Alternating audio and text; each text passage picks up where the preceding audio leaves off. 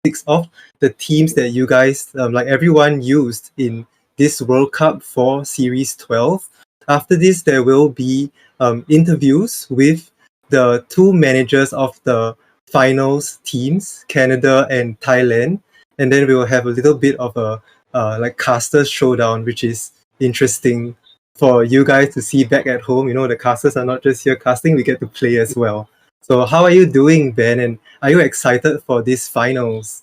Yeah, it's going to be really good. I mean, like we've been following these teams all the way through from right in the qualifiers for some of them for Team Canada, Thailand entered a little bit later. Both of them made it towards the finals. We've watched a bunch of matches from both teams, and especially like the finals last week. Semi-finals last week between the two teams was so fantastic. Like both games going to 4-0 before like evening out to 4-3.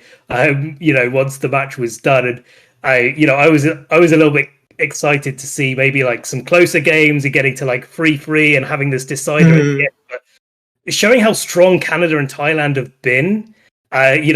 Both of them going 4-0 in the semi-finals is just crazy to me, just to see how dominant both teams are. So I'm like, I can't wait to see what two teams that were, playing at that level and clearly all of their players on form. What happens when those two teams clash is going to be, just brilliant.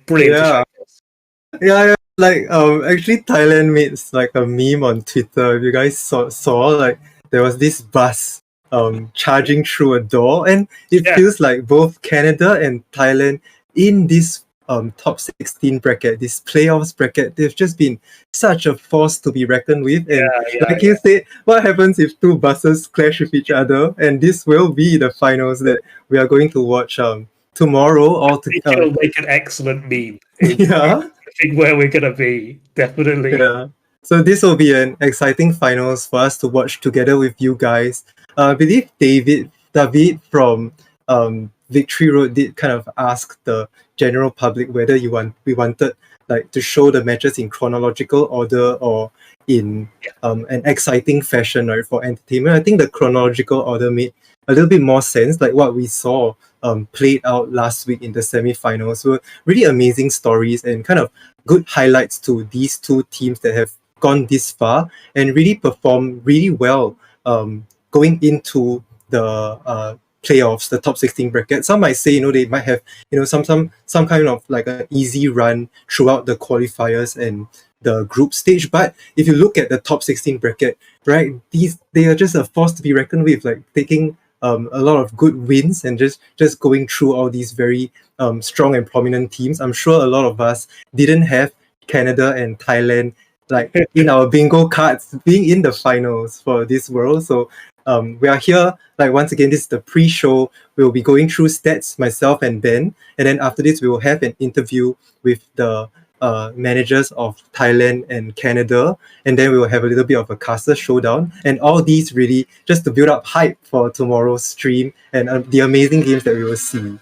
Exactly, and all of these matches are, there's been so much quality shown all over the stream, and also in the background as well. We haven't seen most of it, but you can see there on your we were 10 weeks of play, 56 teams all over the world, 664 players playing in this. So this is like an internationals, but an internationals of all of the best players from all of the countries over the world. And you can see there like over 1,000 individual matches played to make it to this stage for the finals. Yeah, so 56 teams. Like last year, I think we had 52 or 54, but increasing in the number of teams this year. We also have 4 new countries that kind of joined us, Jamaica and Egypt and a few others, Luxembourg as well, right? And like all these teams from all over the world coming together for this just one event.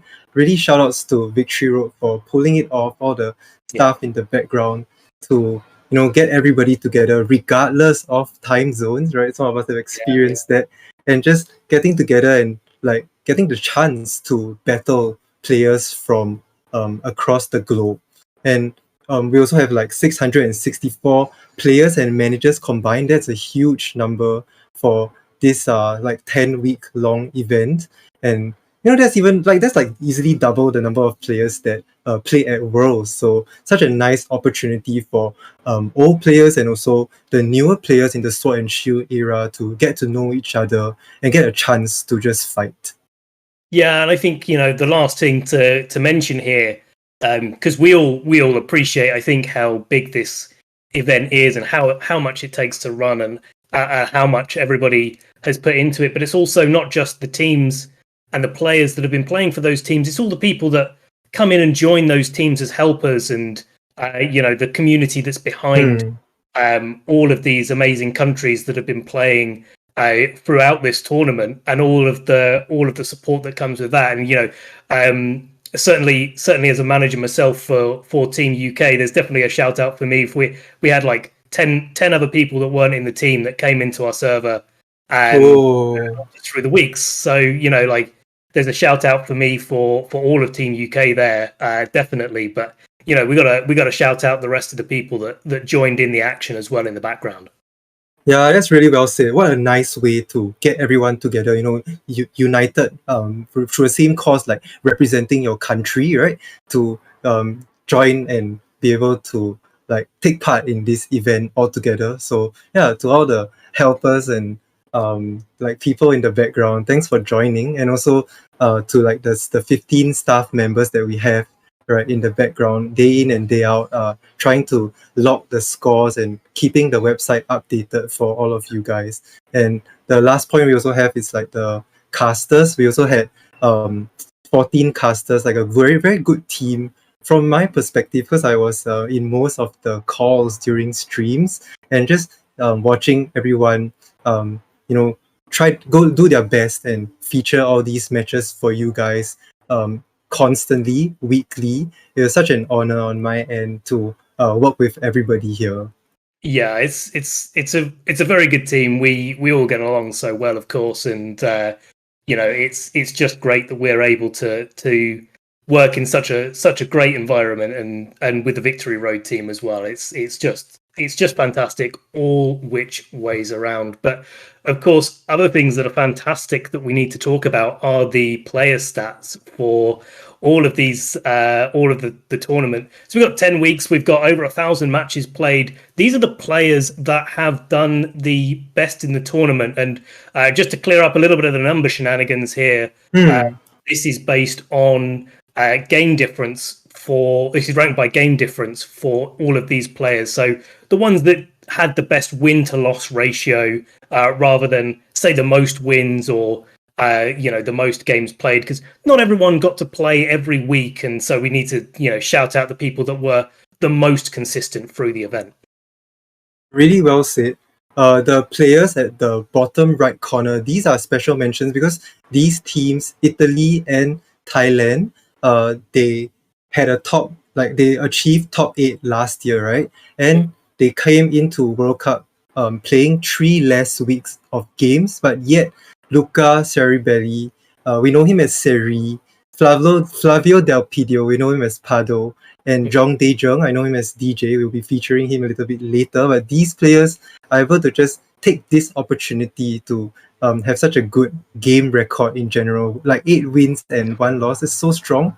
Yeah, I met Luca at Worlds and he's such a strong player, just going through day 1 to day 2 and just almost making it into top car at Worlds. So amazing like records from these players here. But let's go back to the player stats. These are the top 10 players of this league. To me, Series 12 seems to be a very volatile format, right? Where sometimes it comes down to what do you call it? Like the matchup, right? And the matchup that you have against your opponent and the team that you bring. Sometimes maybe if you bring a team that has a very bad matchup, it's so tough to win. But these players have proven themselves to be really consistent throughout the format. I think at the same time, with their team's help, they are able to do a bit of homework against their opponents. But man, these names are just such household names of VGC, and it's so nice to see their success all throughout Series 12 in the online and even in the offline scene. Yeah, exactly. There's so many players like Chris Kahn and Henry Rich from Australia, players that I know very well personally that have managed to, solidify really good records and watch them do so well in tournaments. Of course, Joseph Ugarte, household name States, and making it because managed to play a little bit more than some of the special mentions did make it into the top 10 list with a 10-1 record. Absolutely fantastic. Players from the Indian scene as well. India had such a good start to the tournament in the qualifiers. They really, came out the gate swinging, and it's nice to see that momentum carried on into the group stages and into the top 16 of the tournament as well. But I think there's a really nice thing. There's a mix here of players that used like the same team week in, week out, and also the players that used something a bit consistent. I don't know, like Navjeet. It's like, I think it six teams in a row or 6 weeks in a row used the same team. Correct. So Navjeet, you guys will see it later in the player charts during the interview, but Navjeet, just special shout out since he's the only 8-0 player, the only undefeated player. Yeah. In the league that has played all the way to the finals. So he has used this Zacian Kyogre, Swordfish, and then the Venuco, Torkoal and Venusaur, and then Landorus and Tornadus. So there's a Tornogre core, there's like a Venuco core, but this team, he's just been using it consistently. It's kind of a team that like needs very good leads, right, to go into each matchup, but he made the call to just use the same team over and over for 6 weeks in a row, and that gives your opponents such mind games because you never know whether Navjeet might use the same team, but he or even change a little bit to counter what you're going to do, right? To counter Swordfish, Venuco, but he just consistently used it and kept racking up wins all the way until this point. And I think the big question would be, right, whether he will use it in the finals or not. It's such a cool thing to see. Like, that would be so good. It would be so good. Of course, like there's other players like Henry that I know that use basically like different teams every week. And Australia, maybe they made it to the top 4, but like, it just shows the difference in how you apply yourself to the match that you're going to be playing, whether you're saying, look, do you know what? I'm really confident in this team. I've built it. I've played with it. I've got these matchups locked down. I know what to do in every situation because I've played so many games with it. Or do you say, well, actually, do you know what? Maybe I'm a great player, but I actually just want the advantage. I want to be able to build something that's really good. I want to be unpredictable. I want it to be so like I can't be counter-teamed, and then you play into your opponent's preferences as much as you can. And just try to make it, instead of a 55-45, maybe you make it a 60-40, maybe you make it like a 70-30 in your favor, and lead yourself towards a win. Sometimes that backfires, of course, but those sort of ideas are really, really crucial to be able to explore in these sort of team formats. Yeah, I think we will be able to touch on this later when the managers go through their individual teams teammates that were fielded for this week and see the diversity of teams that they've been using. It's very impressive. I think even both Canada and Thailand have been using such a wide variety of teams just to avoid getting scouted and just to show their level as a player going through just like all these weeks of Series 12. It was a pretty long format, but still there was just consistency over the board. Finally, just shout outs to the players that are undefeated on the chart over here. 5-0 and above. That's just very impressive, like being fielded, valued by your team and helping your team get important wins, maybe even the win that helps you win the week. So we have Galo Albea, very strong player from Ecuador. Then Joe Ugarte. So Joe Ugarte, US played fewer number of weeks, yet he still went 5-0. So with various teams as well, I saw the teams they used. And Kenneth Gamboa from Mexico, and finally Juan Castillos, I think he's from Uruguay, if I'm not wrong. And I have one final shout out to this player that I've noticed in the early first 3 weeks. This is Nikolai Dahl Fredriksson from Denmark. I don't know if you're hearing or not, but this person used the same team of Zacian, Groudon, Incineroar, Fini, Hitmontop, and Thundurus, and went 3-0. So we didn't put because there were so many 3-0 players there. But Rayquaza, no, did I say Zacian Groudon? It was Rayquaza Groudon. Yeah, Rayquaza Groudon in Incineroar Fini. So this person used Rayquaza Groudon consistently for 3 weeks. Then unfortunately Denmark couldn't go through, but just racking up 3 wins with the exact same team that was quite unconventional. It's really amazing to see, and it's just nice to see someone use his own team that maybe he built himself or with his friends, and then brought it forward to play against other players. Yeah, exactly. I mean, the other thing that now we're talking about individual Pokemon that did well. I mean, not just the player stats, but the Pokemon stats that we've got here between for all of the matches that went on. And there's some really really interesting things that are going on here that we were talking about a little bit before the show started. I mean, you've got Incineroar at the top. Well done, Incineroar. You've made it to the top again. Followed, of course, Zacian Kyogre, who we'll have a look at this a little bit later, but was the most commonly used restricted pairing of all of the restricted Pokemon in the format. But then we've got, the rest of the Pokemon that have been featured a lot. And I think, one of the things that we were talking about, Emma, was I was a little bit surprised to see that Zacian Kyogre was one of the most used restricted pairs, but we didn't actually see Zapdos in the top 10. And actually, I would have expected personally, if I was looking at this, before, to see that that Thunderous was actually a Zapdos. And maybe things changed at Worlds, and this is a little bit of a post Worlds metagame, but I really think that Zapdos was the most common kind of Pokemon in that archetype, really across the board.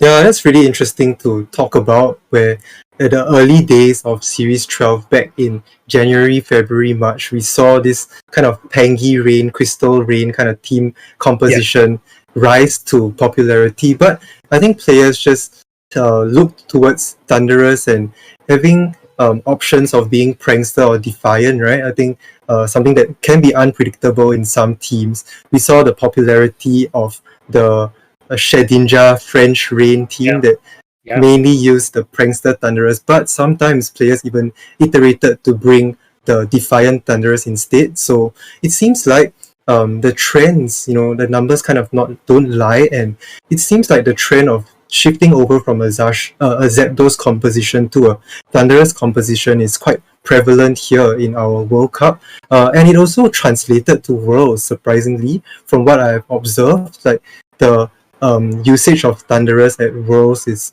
really high, and I think play a huge part in a lot of team success. And evidently we could see that in the Worlds winning team on Edu's team, together with the Zacian and Calyrex Shadow restricted core. And at the same time, I think some of us in the World Cup Discord have also worked out some stats to see that post Worlds, during the top cut, during the playoffs, the Thunderous usage really spiked. So seems like the meta game building towards Worlds played an impact, and at the same time, the event of Worlds itself played a part in players team building and how the top cut teams really wanted to approach certain matchups, since these are just matches with very high stakes. So really nice shout out to Thunderous there. I think it's a very interesting mon, especially in this Dynamax format, right? When you take out Dynamax, maybe you just don't see Thunderous go around that much. So it seems to be something very useful and something to learn after going through Sword and Shield and also going through Series 12. Yeah, I think the later in the format, the more people understand the game and how to use it. We saw Thunderous basically predominantly run Life Orb in a lot of competitions towards the end, or it was running that Prankster set that you mentioned earlier as well. I think one of the things that I found quite interesting about this list, and I think it speaks to some of the flavor of the weeks, I think was way to describe it, was that Amoonguss sneaking in at number 10, and I felt like if you showed me this list before the World Cup, I don't think I would have picked Amoonguss as top 10. I probably would have picked it maybe top 15, something around that, not quite easily, but not quite making it into the top 10. And I think like there was a week where, oh sorry, not a week, a couple of weeks where qualified. I remember seeing a lot of players use a team popularized by Taron Birdie for his US internationals run, which featured Charizard Amoonguss in a Zacian Kyogre core, and we were talking a little bit about the prevalence of Palkia Calyrex Spider as well, where you either slap an Amoonguss onto that team to help you while you're in Trick Room and help put pressure on your opponent, but also like if you notice your opponent's going to be using something really Trick Room focused, you can just put an Amoonguss on the team, and that it doesn't completely answer the matchup, but it goes a long way to helping, doesn't it? That's really well said. Yeah, I think that's probably why we see Amoonguss at the top 10 spot. This is 20%. That's like 1 in 5 teams.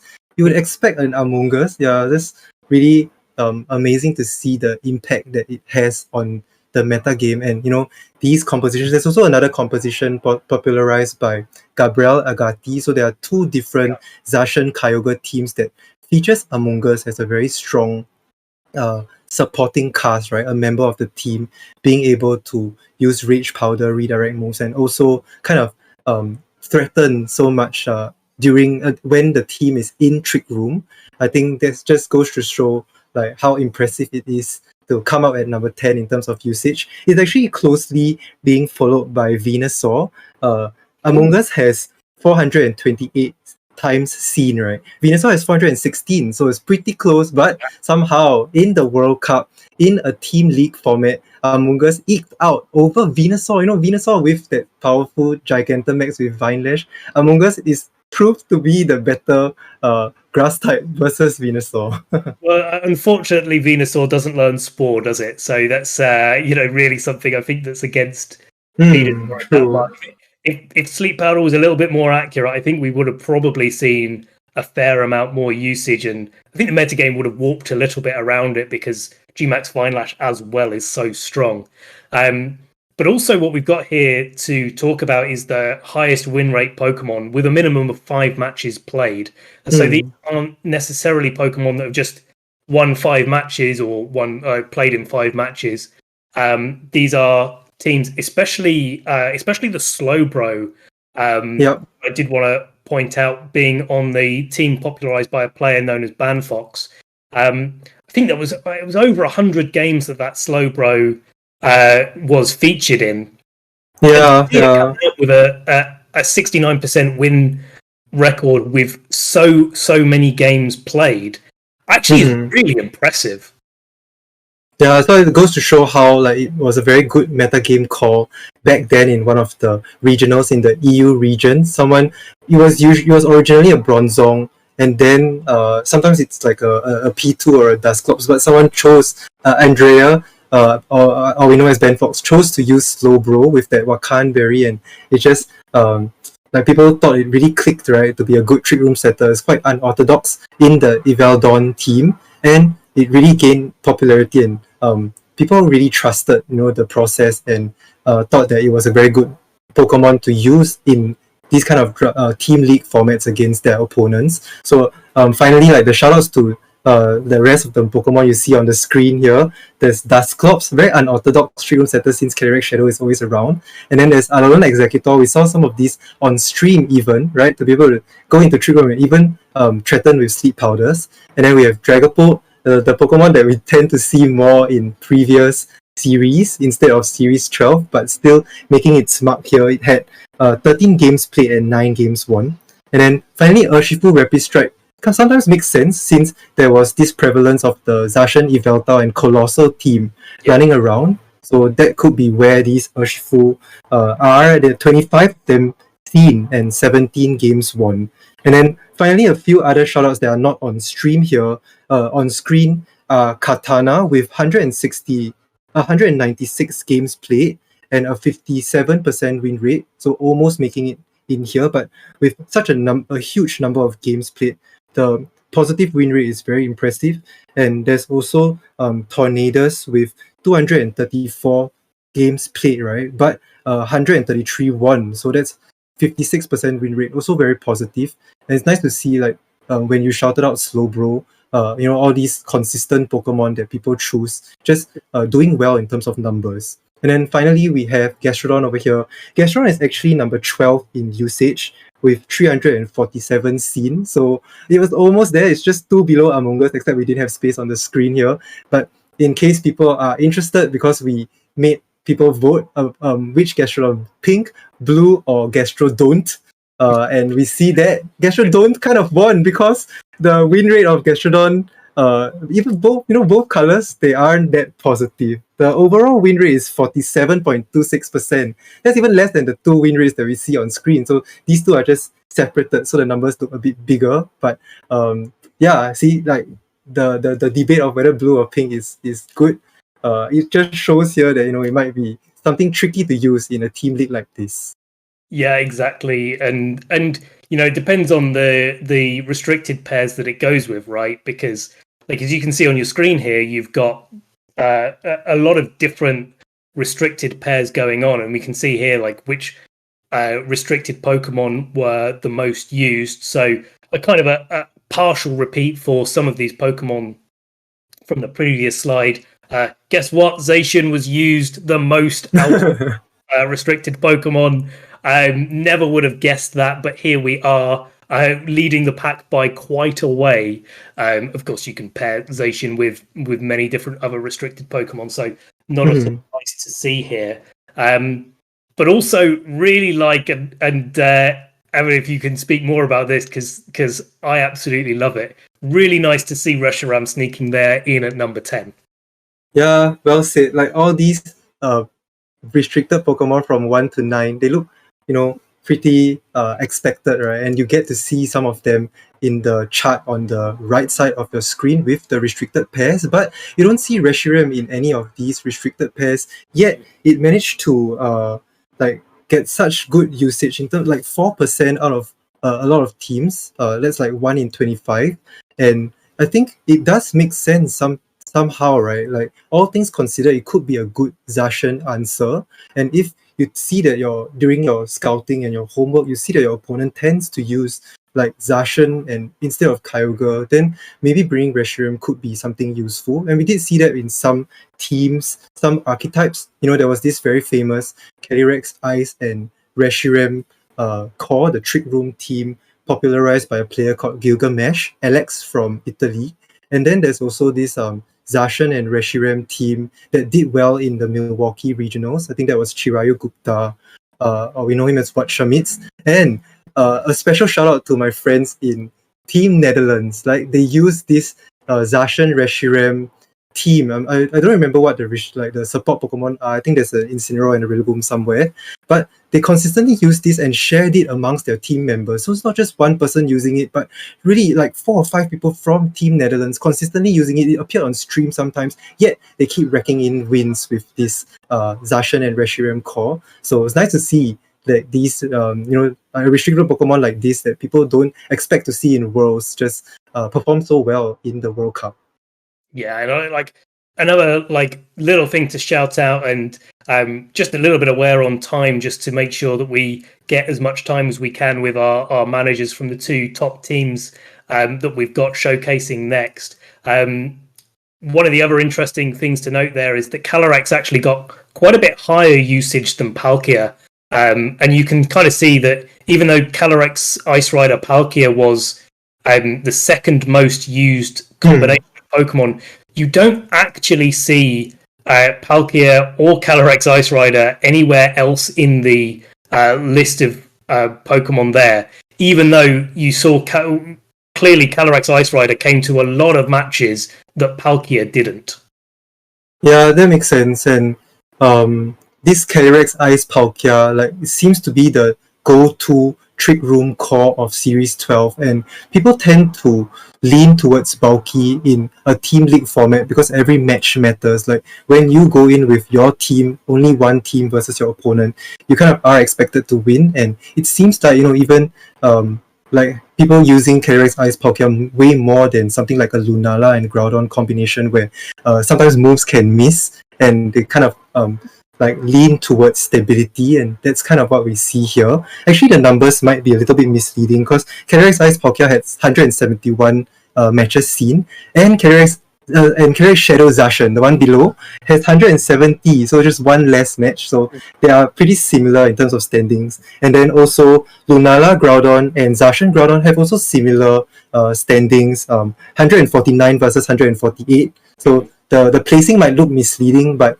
this is the general flow of the teams that have been used, and I think this like just makes a lot of sense in terms of how everything played out. And one last thing to know is that Groudon is number 3 in individual usage, but it is pretty much spread out in the restricted pairs, and it just goes to show how flexible Groudon is in this format. I have a very close friend who says like Groudon seems to be the best restricted, even better than Zacian, since it can defeat Zacian, right, with most of the time.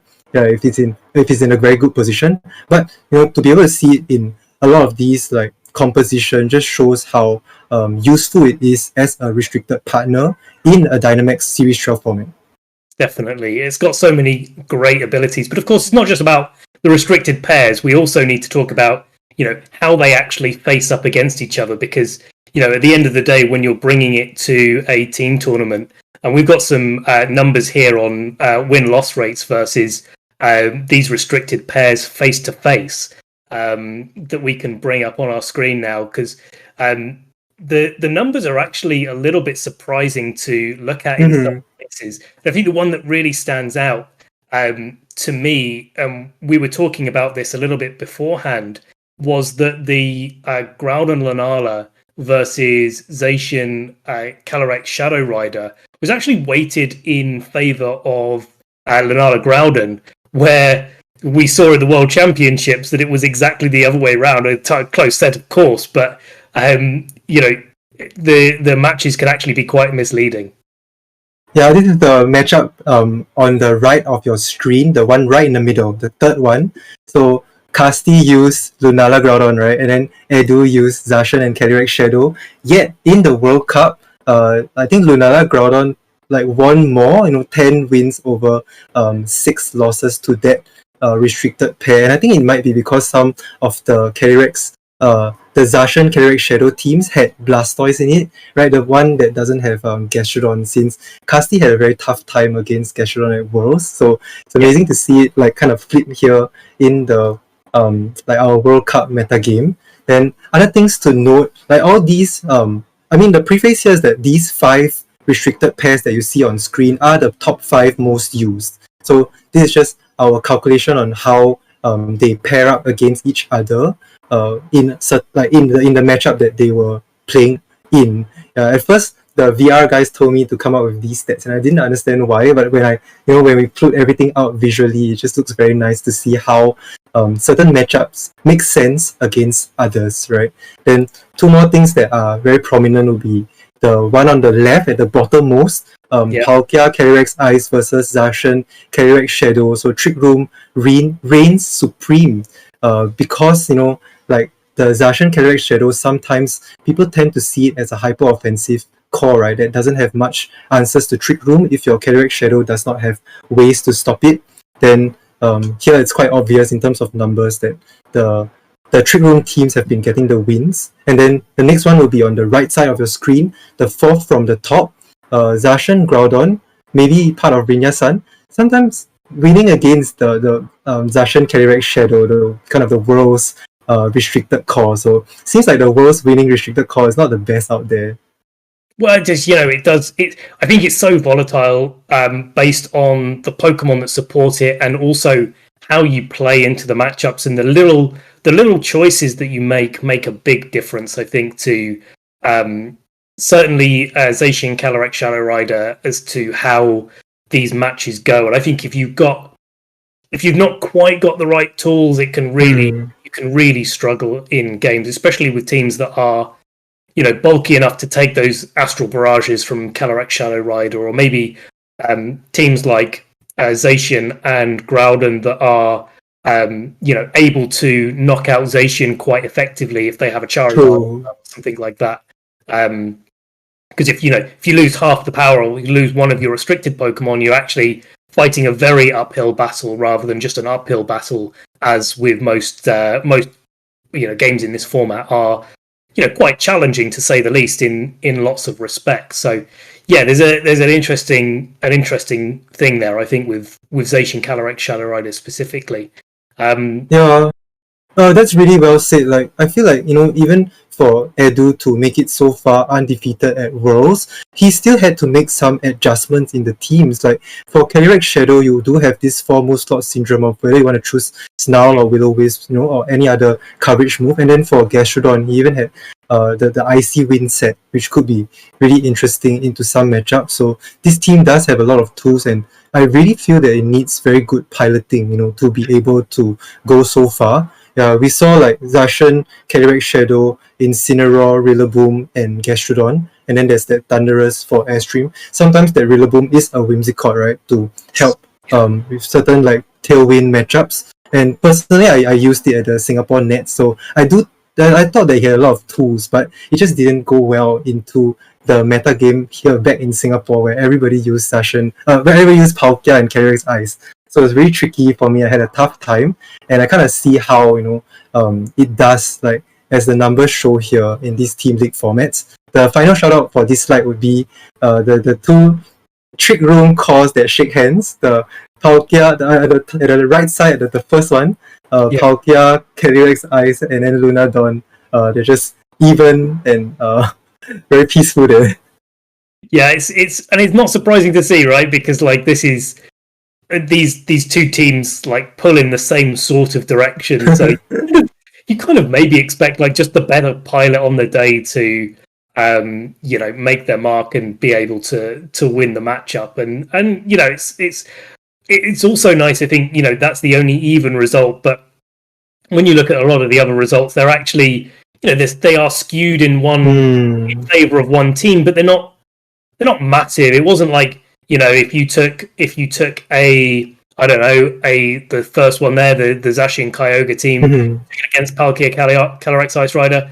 Usually you'd win, but you'd still have to try hard. You'd have to play the match well to be able to win. Otherwise, the match is even enough to be able to go the other way. So I think it's a really nice that while the format is one that's based on matchups, we're seeing here that matchup swings aren't maybe as big as you may first think based on what we've seen in this tournament. Yeah. Some people in chat, like some of us, the newer generation of players, like to say it's like a player difference over a team difference. Sometimes it does show in team leagues over here. Yeah, but these are, after all, just numbers for you guys to consider. I feel like all these statistics, going through them and building them up is a very nice bookend to a format. And last year in 2021 Worlds, we had a very nice bookend to Series 10. A format with no Dynamax, with one restricted, where everybody in the World Cup explored it together. And over here we have Series 12 in this year, where everyone explored it together, yet there's a live tournament like implication, how those successes in live tournaments made an impact to the metagame in general. It's just such a nice bookend to Series 12 altogether. And finally, on our last slide here, this is so fun to see.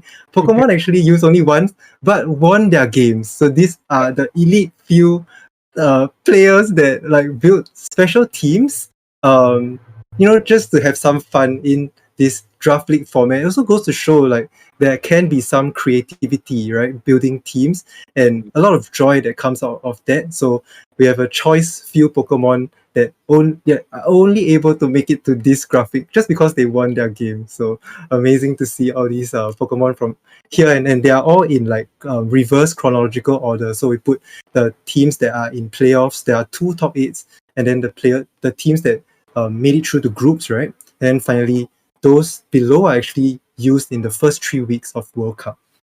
Yeah, and these are just brilliant, right? These are I like the fact that most of them are actually just non-restricted Pokemon that fit into a supporting cast really well.